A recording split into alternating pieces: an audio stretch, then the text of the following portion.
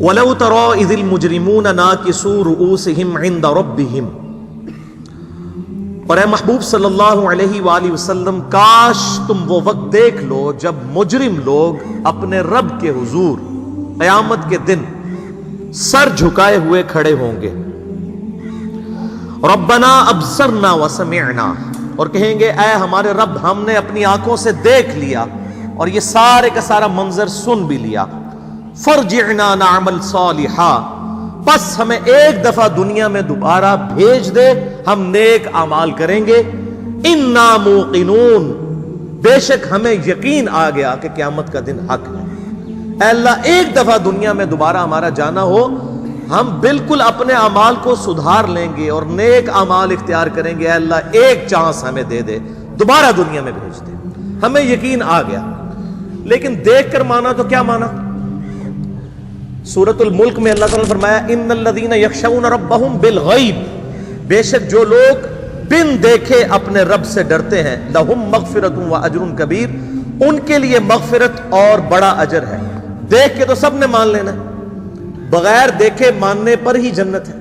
یہاں پر دیکھیں یہ مجرم لوگ کیا کہیں گے؟ ربنا ابصرنا وسمعنا، اے رب ہمارے ہم نے دیکھ لیا اپنی آنکھوں سے، سن بھی لیا. فرجعنا، پس ہمیں دوبارہ بھیج دے. نعمل صالحا، ہم دنیا میں جا کر نیک اعمال اختیار کریں گے. انا موقنون، بے شک ہمیں یقین آ گیا کہ قیامت کا دن حق ہے. لیکن یہ اللہ تعالیٰ نے ایک عجیب معاملہ رکھا ہے. انسان کو اتنے پردے میں رہتے ہوئے بھی اللہ تعالیٰ اپنی قدرتوں سے عیاں ہے. اتنا ظاہر ہے کہ اللہ سے زیادہ ظاہر کوئی چیز نہیں، اور اتنا باطن ہے کہ اللہ سے چھپی ہوئی زیادہ کوئی اور شے نہیں. لیکن اللہ تعالیٰ نے اپنے انبیاء اکرام علیہ السلام اور کتابوں کے ذریعے مرنے سے پہلے پہلے انسان کو آخرت کے دن کی جو جواب دہی ہے اس کی نقشہ کشی قرآن حکیم کے اندر کر دی ہے. اب اللہ تعالیٰ کی طرف سے ذرا جواب سنیں. وَلَوْ شِئْنَا لَآتَيْنَا كُلَّ نَفْسٍ هُدَاهَا، اگر ہم ہدایت ہی دینا چاہتے زبردستی تو پوری انسانیت کو ہی ہدایت دے دیتے، سب کو، جن اور انس کو ہدایت دے دیتے.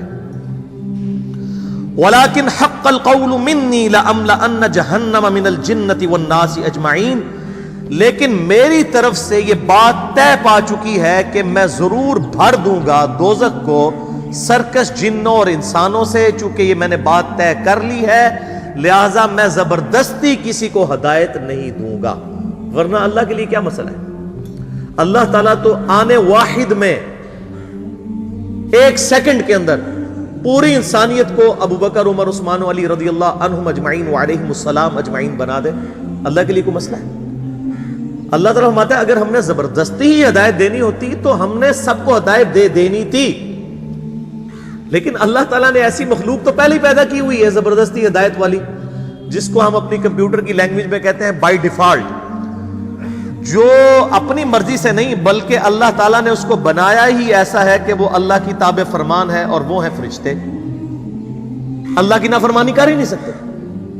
انسان اور جن، یہ دو مخلوقات اکاؤنٹیبل ٹھہرائی گئی ہیں. کیوں؟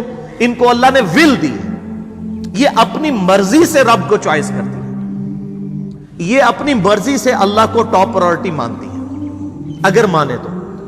اسی لیے کہا گیا نا کہ ہے فرشتے سے بہتر انسان بننا، مگر اس میں لگتی ہے محنت زیادہ. واللہ انسان کے پاس یہ جو خوبی ہے اور یہ ایسٹ ہے کہ انسان اپنی مرضی سے اپنے رب کو چوز کرتا ہے، یہ وہ دولت ہے جو حضرت جبرائیل علیہ السلام کے پاس بھی نہیں ہے. جبرائیل علیہ السلام اگر اللہ کے تابع فرمان ہے تو اپنی مرضی سے نہیں بلکہ اللہ نے ان کو بائی ڈیفالٹ بنا ہی ایسا ہے.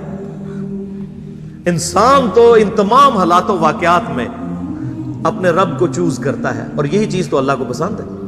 اسی لیے دیکھ لیں جنت فرشتوں کے لیے نہیں ہے، انسانوں کے لیے، اپنی مرضی سے. انا ہدیناہ السبیل اما شاکرا و اما کفورا، ہم نے ہدایت کا راستہ واضح کر دیا ہے، چاہے تو شکر گزاری کی روش اختیار کرو، خواہ نہ شکری کی. اللہ تعالیٰ نے انسان کو دنیا کے اندر اختیار دے دیا، لیکن اس کائنات کی سب سے اہم ترین، سب سے ایلیٹ چیز جو ہے وہ ہدایت ہے. یہ آپ کو فٹ پاتھ پہ راہ چلتی ہوئی نہیں ملے گی بلکہ محنت کرنی پڑے گی. والذین جاہدوا فینا لنہدینہم سبلنا، جو لوگ ہماری راہ میں کوشش کریں گے ہم ان کے لیے اپنی راہیں کھولیں گے. جو کوشش نہیں کرے گا اللہ تعالیٰ بے پرواہ ہے، اللہ تعالیٰ کو کوئی پرواہ نہیں ہے. انسان نے اپنی مرضی سے اپنے رب کو چوز کرنا ہے. تو اللہ تبارک و تعالیٰ مائل بکرم ہے ایسے شخص کے لیے. تو یہ جو آیا کہ اگر ہم زبردستی ہی ہدایت دینا چاہتے تو جتنے لوگ ہیں ان کو ہدایت دے دیتے، لیکن ہماری طرف سے یہ بات طے پا چکی تھی کہ میں ضرور بھر دوں گا دوزخ کو سرکش لوگوں سے، خواہ وہ جنوں میں سے ہوں یا انسانوں میں سے. اور اس کانٹیکسٹ میں سورۃ الاعراف کی آیت میں کہتا ہوں قرآن حکیم کی سخت ترین آیت ہے. اس سے زیادہ کوئی سخت آیت نہیں ہے اس کانٹیکسٹ میں. وَلَقَدْ ذَرَأْنَا لِجَهَنَّمَ كَثِيرًا مِنَ الْجِنِّ وَالْإِنسِ، اور بے شک ہم نے کثرت کے ساتھ جن اور انسان پیدا اس لیے کیے ہیں کہ وہ دوزخ میں جائیں. یہ کتنی الارمنگ آیت ہے. یہ سورۃ الاعراف آیت نمبر 179 ہے. قرآن حکیم میں کھول کے پڑھ لیجئے گا. یہ میں کو اپنی طرف سے بیان نہیں کر رہا. ہمیں جس خدا کا تعارف کروایا گیا نا این جی اوز کے ذریعے اور یہ میٹھی میٹھی باتیں کرنے والے واعظین کی طرف سے، وہ خدا اور ہے.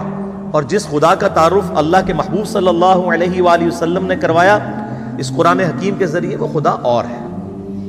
اللہ کا کوئی رشتہ دار نہیں میرے بھائیوں. جس کو پنجابی کہتے ہیں کنو کڈ لو یہ گل. سیدنا سعد ابن ابی وقاص رضی اللہ تعالیٰ عنہ کو جب جنگ قادسیہ کے لیے سیدنا عمر فاروق رضی اللہ تعالیٰ عنہ نے روانہ کیا پرشین امپائر کے خلاف، جو اس وقت دو سپر پاورز میں سے ایک سپر پاور تھی. ایک رومن امپائر تھی جو جنگ یرموک میں گر گئی، اور جنگ قادسیہ کے اندر پرشین امپائر بھی گھٹنے ٹیک گئی. تو سعد ابن ابی وقاص چونکہ نبی علیہ السلام کے ننیحال کے خاندان سے تھے، رشتے میں آپ صلی اللہ علیہ وآلہ وسلم کے ماموں لگتے تھے.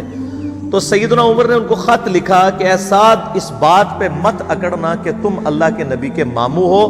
یاد رکھنا اللہ کی کسی کے ساتھ کوئی رشتہ داری نہیں ہے، اللہ کا کوئی رشتہ دار نہیں ہے. دیکھ لینا بخاری اور مسلم کی متفق علیہ حدیث ہے کہ میری بیٹی فاطمہ جنتی عورتوں کی سردار ہے.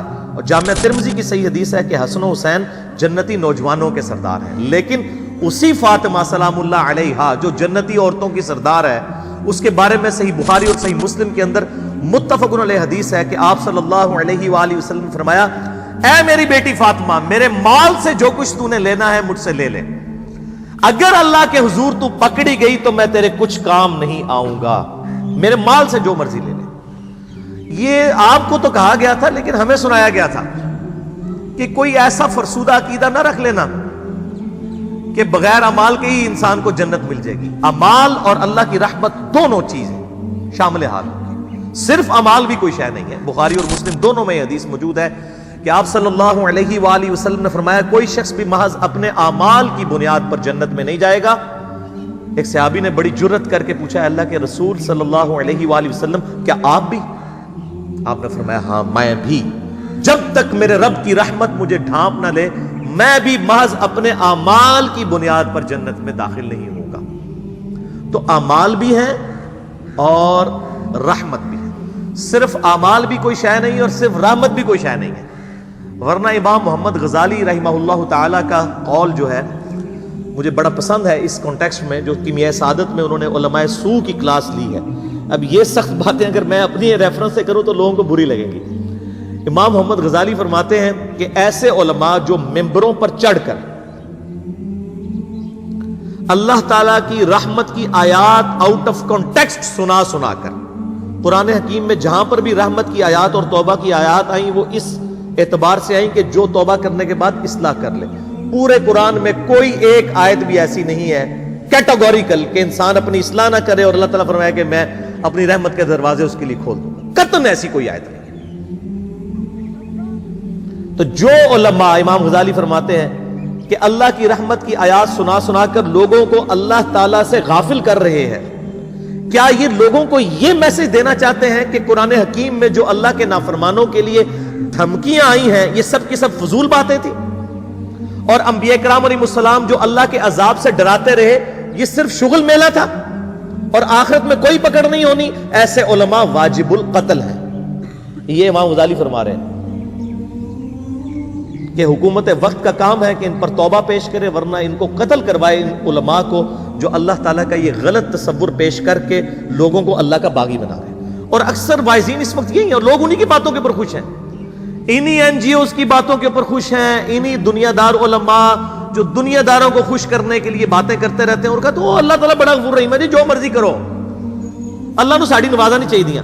اور بھائی اللہ نے کب کہا ہے کہ مجھے تمہاری نمازیں چاہیے؟ اللہ تو کہتا ہے تمہیں تمہارے لیے نمازیں چاہیے، اور نماز کو اتنا کیجول بنا لیا انہوں نے۔ صحیح مسلم کے اندر حدیث ہے، آپ صلی اللہ علیہ وآلہ وسلم نے فرمایا بندے کے کفر اور اسلام کے درمیان فرق ہی نماز ہے۔ جو نماز پڑھتا ہے وہ مسلمان ہے، اور جو نماز نہیں پڑھتا وہ پاکستان کے شناختی کارڈ میں مسلمان ہے، اللہ کی ڈیفینیشن میں وہ عملاً کافر ہے۔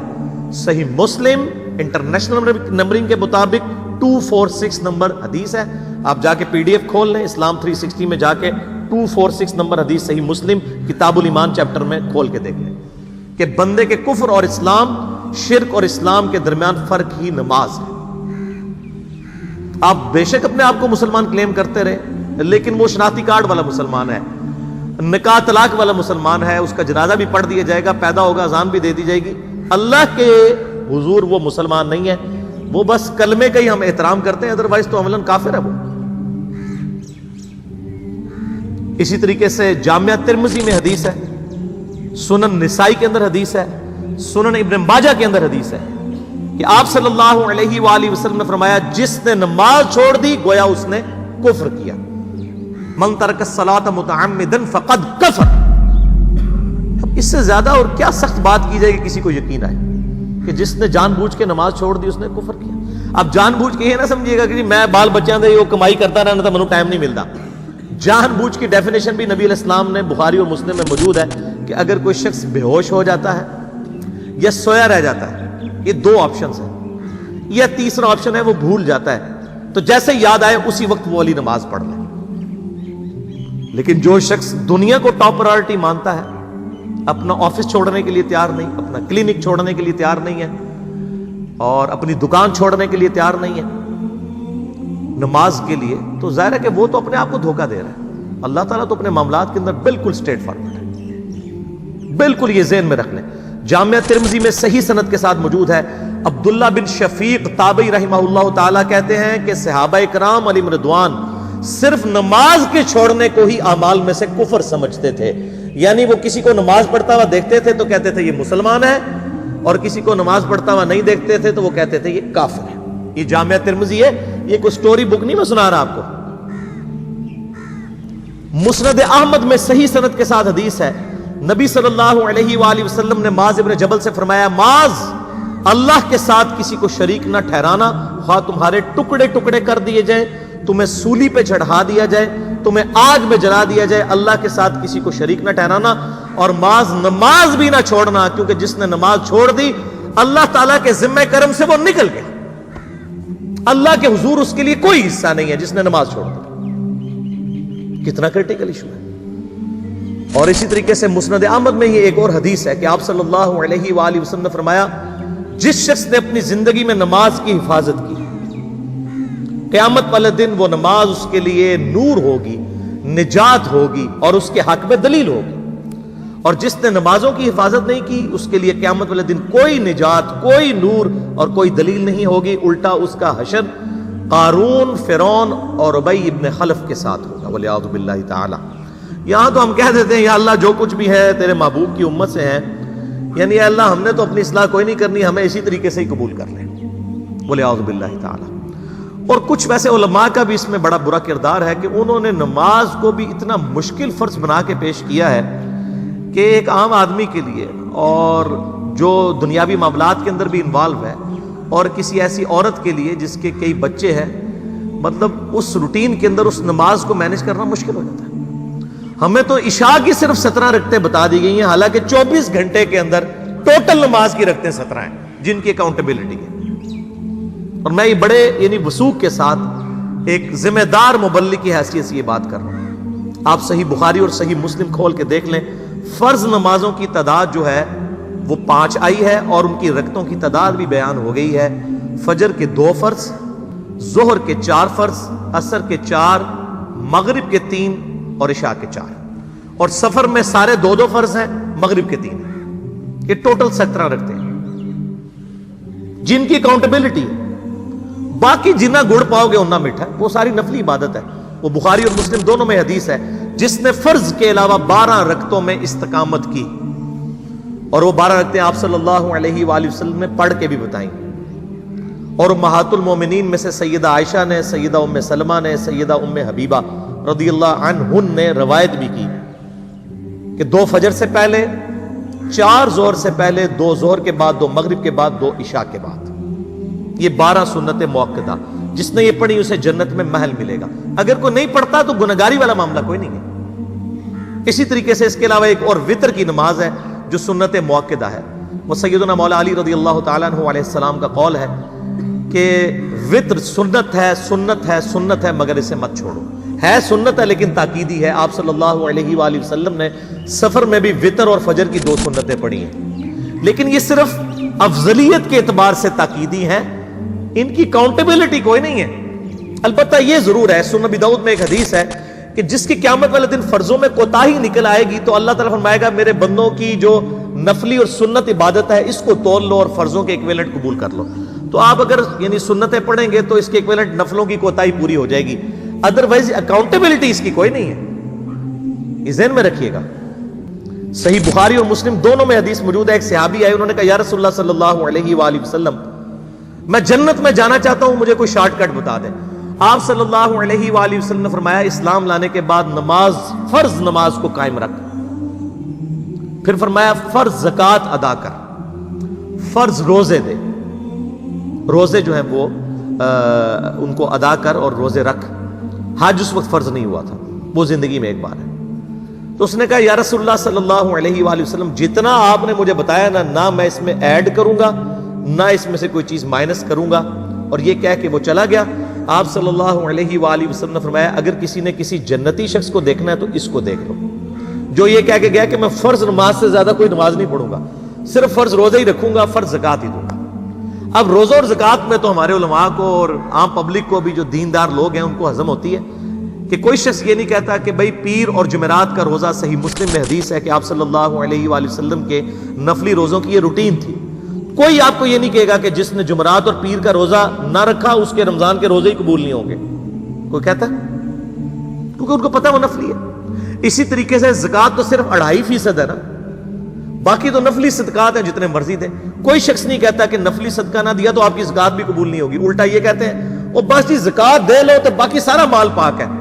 لیکن جب فرض نماز کی باری آتی ہے تو اس وقت وہ 12 رکھتے ہیں بھی سنت موقدہ بیچ میں گھسیٹ دیتے ہیں، وہ بھی صرف فضیلت ہے۔ ٹوٹل 17 رکھتے ہیں، 2 فجر کی، 4 ظہر، 4 عصر، 3 مغرب، 4 عشاء۔ یہ میں کو اپنے لیے گراؤنڈ نہیں بنا رہا، میں تو الحمدللہ اس کے علاوہ بھی نفلی عبادت کرتا ہوں، لیکن میں بتا رہا ہوں خدا کے لیے لوگوں کو دین ایسا مشکل نہ پیش کریں کہ جو نبی علیہ السلام نے امت کو وہ دین نہیں دیا ہوا، اپنی مرضی سے انجیکٹ نہ کریں دین، لوگوں کے لیے مشکلات نہ کھڑی کریں، ان کو فرض نماز تک رکھیں۔ پھر انشاءاللہ کئی لوگوں کو میں نے اس نے نماز شروع کروائی، انہوں نے سنت نماز بھی، نوافل بھی شروع کر دی ہیں، لیکن آپ کم از کم وہ ڈیٹم لیول تو اچیو کروائیں لوگوں کا۔ لیکن فرض نماز کی باری آتی ہے کہتے ہیں جی سنتے بھی حصہ ہیں، کہاں سے میرے بھائیوں حصہ ہیں؟ وہ 17 رکھتے ہیں، سنتیں پڑھیں گے ثواب ہے، نہیں پڑھتے گناہ کوئی نہیں ہے۔ تو کم از کم فرض تو ادا کریں، اس کے لیے آپ کو ٹوٹل 24 گھنٹے میں میرے خیال ہے 40 منٹ بھی نہیں چاہیے فرض پڑھنے کے، تو اس کے اوپر تو استقامت کم از کم ہم اختیار کریں۔ اور چھوٹی چھوٹی جو نٹی گٹیز ہیں ان کو تو ہم نے اتنا فالو کیا ہوا ہے، اور فرض نماز کے بارے میں ہم اتنے کیجول ہو جاتے ہیں۔ تو یہ فرض نماز کی امپورٹنس اس حوالے سے ضروری تھی، اس لیے میں نے ساتھ ہی بیان کر دی۔ اللہ تعالیٰ فرماتا ہے کہ میری طرف سے یہ بات طے پا چکی ہے کہ میں ضرور بھر دوں گا دوزخ کو سرکش جنوں اور انسانوں سے، اور وہ کیوں؟ وَلَقَدْ ذَرَأْنَا لِجَهَنَّمَ كَثِيرًا مِنَ الْجِنِّ وَالْإِنسِ، سورۃ الاعراف آیت نمبر 179، کہ میری طرف سے یہ بات طے پا چکی ہے کہ میں دوزخ کو بھر دوں گا سرکش جنوں اور انسانوں سے، اور میں نے کثرت کے ساتھ جن اور انسان پیدا ہی دوزخ کے لیے کیے۔ اور یہ نہیں ہے کہ اللہ تعالیٰ زبردستی کوئی اللہ تعالیٰ معاذ اللہ فنیٹک ہے، نہیں، اس میں سورۃ الاعراف میں ساتھ ہی آیا کہ ہم نے ان کو عقل دی تھی وہ سوچتے نہیں، کان دیے تھے وہ سنتے نہیں، آنکھیں دی تھیں وہ دیکھتے نہیں ہیں، اولئک کالانعام بل ہم اضل، یہ چوپایوں کی مانند ہیں بلکہ اس سے بھی گئے گزرے ہیں۔ جو انسٹرومنٹس یوز کر کے حق بات کو حاصل نہیں کرتے. تو یہ اللہ تعالیٰ زبردستی نہیں کرے گا، بلکہ انسان اپنی مرضی سے اپنی دوزخ کما رہا ہوگا. اور نظر بھی آ رہا ہے ہمیں کثرت کے ساتھ جن اور انسان دوزخ میں جا رہے ہیں. بخاری اور مسلم کی حدیث ہے، قیامت والے دن اناؤنسمنٹ ہوگی کہ اے آدم علیہ السلام، تن جنتیوں اور دوزخیوں کو الگ کرو. حضرت آدم علیہ السلام پوچھیں گے یا اللہ کتنے جنتی اور کتنے دوزخی؟ تو اللہ تعالیٰ فرمائے گا ہر 1000 میں سے 999 دوزخی اور صرف 1 جنتی. یہ ریشو پروپورشن ہے. اور نبی علیہ السلام فرماتے ہیں یہ وہ وقت ہوگا، اور یہ قرآن حکیم میں بھی سورۃ المزمل میں آیا، کہ لوگ جو ہیں وہ بچے بھی غم کے مارے بوڑھے ہو جائیں گے کہ ہر 1000 میں سے 999 دوزخی اور صرف 1 جنتی.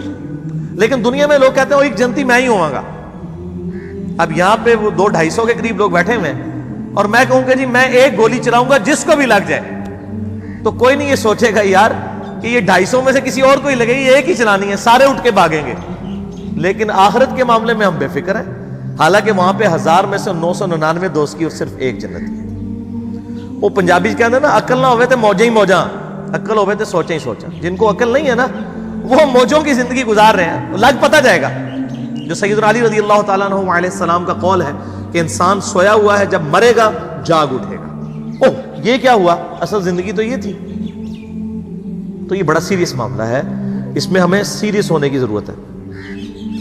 اللہ تعالیٰ ماتا ہے فذوقوا بما نسیتم لقاء یومکم ھذا، پس چکھو اس عذاب کا مزہ کہ جو تم دنیا میں ہماری ملاقات کو بھلا بیٹھے تھے.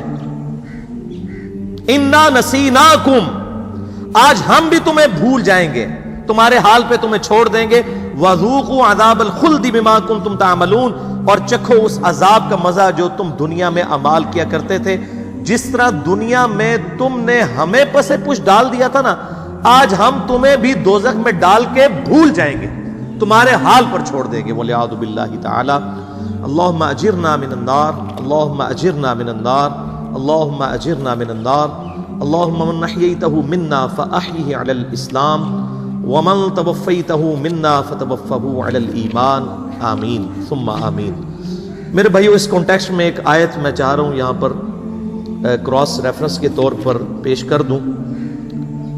یہ بہت کریٹیکل ایشو ہے قیامت کے دن کے اعتبار سے،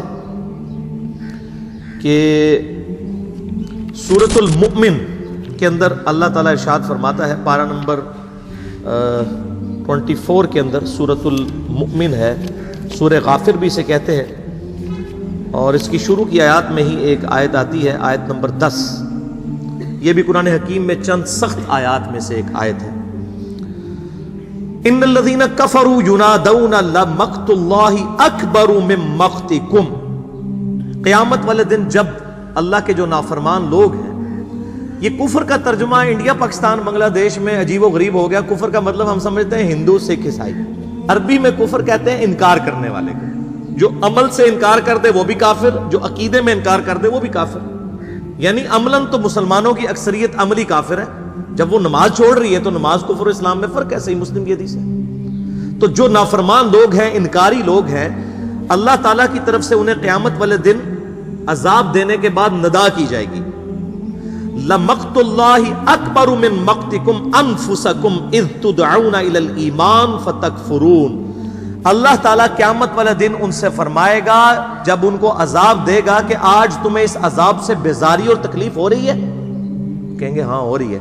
اللہ تعالیٰ فرمائے گا اس سے زیادہ ہمیں دنیا میں تکلیف ہوتی تھی، جب تمہیں ہماری طرف بلایا جاتا تھا تو تم روح گردانی کر دیتے تھے، ہمیں اس سے زیادہ تکلیف ہوتی تھی. یہاں کہتے ہیں او جی اللہ تعالیٰ نے ساڑی نمازیں نہیں چاہیے دیا. او بھائی اللہ تعالیٰ نے کب کہا کہ مجھے تمہاری نمازیں چاہیے؟ اللہ تعالیٰ نے فرما رہا ہے تمہیں تمہارے لیے نمازیں چاہیے کامیاب ہونے کے لیے. کراس ریفرنس کے طور پہ ایک اور آیت میں ضمناً بیان کر رہا ہوں، سورہ الزمر آیت نمبر 7 پارہ نمبر 23 میں، ان تکفروا فإن اللہ غنی عنکم. اگر تم ناشکری کی روش اختیار کرو گے، اللہ کے نافرمان بن جاؤ گے، بے شک اللہ بے پرواہ ہے. وَلَا يَرْضَى لِعِبَادِهِ الْكُفْرِ. لیکن یہ بات یاد رکھنا، اللہ تعالیٰ ناشکری کو اپنے بندوں کے لیے پسند نہیں کرتا. بے پرواہی کا مطلب کوئی یہ نہ لے لے کہ خیر ہے اللہ تعالیٰ معاف کر دے گا، نہیں، پسند نہیں کرتا۔ وَإِن تَشْكُرُوا يَرْضَاهُ لَكُمْ، اگر تم شکر گزاری کی روش اختیار کرو گے تو اسی کو اللہ پسند کرے گا۔ وَلَا تَزِرُ وَازِرَةٌ وِزْرَ أُخْرَىٰ، اور یاد رکھنا کوئی جان قیامت والے دن کسی دوسرے کا بوجھ نہیں اٹھائے گی۔ ثُمَّ إِلَىٰ رَبِّكُمْ مَرْجِعُكُمْ فَيُنَبِّئُكُمْ بِمَا كُنتُمْ تَعْمَلُونَ، اس کے بعد تمہیں لوٹ کر تمہارے رب کے پاس جانا ہے، وہ تمہیں بتا دے گا جو کچھ تم دنیا میں اعمال کیا کرتے تھے۔ إِنَّهُ عَلِيمٌ بِذَاتِ الصُّدُورِ، بے شک اللہ تعالیٰ سینوں کے چھپے ہوئے رازوں کو بھی جاننے والا ہے۔ یہ بڑا کریٹیکل ایشو ہے، اس مسئلے کو سمجھ لیں۔ اللہ تعالیٰ بے پرواہ ضرور ہے، لیکن اس کا یہ مقصد کوئی نہ لے، وہ کہتا ہے جی جو کچھ ہو رہا ہے اللہ کی مرضی سے ہو رہا ہے۔ یہ جملہ ہی غلط ہے، اللہ کی مرضی سے نہیں ہو رہا۔ اللہ کیا یہ چاہتا ہے کہ لوگ جو ہیں وہ نمازیں چھوڑیں، یا لوگ حرام خوریاں کریں، یا لوگ ناحق اپنے رشتہ داروں کا مال دبا لیں، یا لوگ ناحق یتیموں کے اوپر ظلم کریں؟ نہیں، اللہ کی اجازت سے ہو رہا ہے۔ اجازت کا مطلب یہ ہے کہ دنیا میں اللہ پکڑتا نہیں ہے، جس طرح کہ سورہ النساء میں ہے جو لوگ یتیموں کا مال ناحق ہڑپ کرتے ہیں اپنے پیٹوں میں دوزخ کی آگ بھر رہے ہیں۔ اب یہ آگ دنیا میں ڈورمنٹ پوزیشن میں ہے، آپ دنیا میں انگارہ زبان پہ رکھیں زبان جل جائے گی، حرام کا مال کھا بھی جائے کچھ نہیں ہوگا، لیکن اللہ تعالیٰ ہمارا جو حرام مال کھا رہے ہیں یہ اپنے پیٹوں میں دوزخ کی آگ بھر رہے ہیں۔ قیامت والے دن مورل لاز ایکٹیو ہو جائیں گے، دنیا میں مورل لاز ایکٹیو نہیں ہے، اور وہی جو کھایا ہوا مال ہے نا وہ دوزخ کی آگ بن جائے گا۔ تو یہ دنیا میں نہیں پتا چلتا، تو اجازت سے ہو رہا ہے اس حوالے سے کہ اللہ تعالیٰ فوراً پکڑ نہیں کرتا، ورنہ تو اذان کی آواز آئے اور کوئی نماز پڑھنے کے لیے مسجد میں نہ جائے تو اس کو تو اسی وقت زمین میں دھنس جانا چاہیے، لیکن اللہ تعالیٰ نے اجازت دی ہوئی ہے، اختیار ہے، تمہاری مرضی ہے۔ انا ہدیناہ السبیل، ہم نے ہدایت کا راستہ واضح کر دیا، اما شاکرا و اما کفورا، چاہے شکر گزاری کی روش اختیار کرو خواہ نہ شکری کی، اللہ تعالیٰ نے راستہ واضح کر دیا، اب تمہاری مرضی ہے۔ زبردستی وہ نہیں کرے گا، یہ ذہن میں رکھیے گا، یہ اس کی ضد ہے بندے کے ساتھ کہ جو لوگ کوشش کریں گے نا انہی کو ہدایت ملے گی۔ والذین جاہدوا فینا لنہدینہم سبلنا، جو لوگ ہماری راہ میں کوشش کریں گے ہم انہی کے لیے اپنی راہیں کھولیں گے۔ زبردستی اس نے ہدایت نہیں دینی، یہ بالکل اس کو اپنے دماغ میں سے نکال دیں کہ زبردستی ہدایت والا معاملہ ہوگا۔